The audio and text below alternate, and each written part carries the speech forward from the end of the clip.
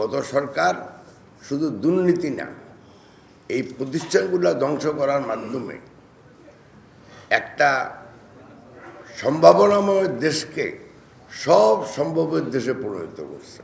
মানে এখানে অনলি মুসলিম একটা গ্রুপ যেভাবে বলতো সেভাবে দেশটা চলতো। এখানে টাকা পয়সা, দুর্নীতি এগুলি অনেক ছোট জিনিস রাষ্ট্রের কাছে।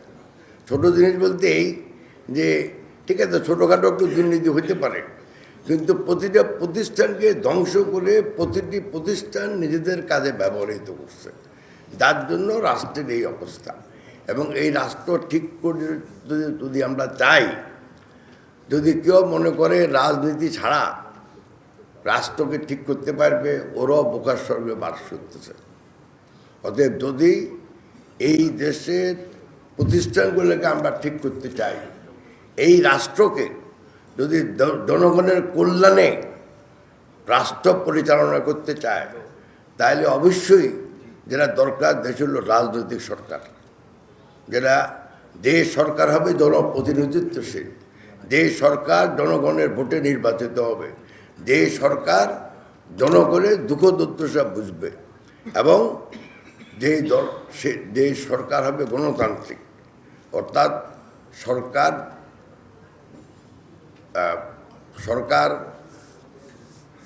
প্রতিষ্ঠিত হতে হবে অবাধ ও সুষ্ঠু গ্রহণযোগ্য নির্বাচনের মাধ্যমে। আমি আপনাদের বলতে পারি, যত তাড়াতাড়ি ওই ধরনের সরকার আমরা দেশে প্রতিষ্ঠা করতে পারি, ততই দেশের জন্য মঙ্গল।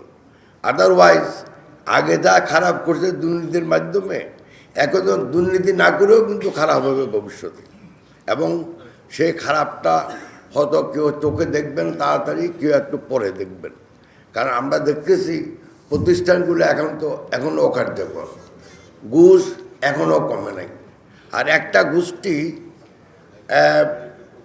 কেন জানি আমার কাছে মনে হয় আর কি, এটা হয়তো অনেকে বিশ্বাস নাও করতে পারেন, যে কিছু হইলে এটা বিএনপি করছে, কিছু হইলে এটা বিএনপি করছে।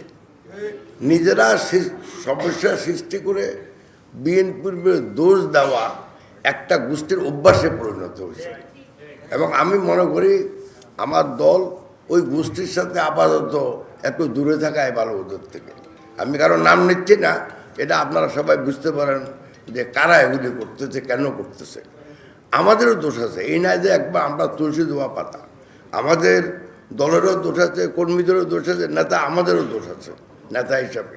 কিন্তু তার মানে এ নয় যত কিছু হচ্ছে সেগুলি সব আমরা করতেছি।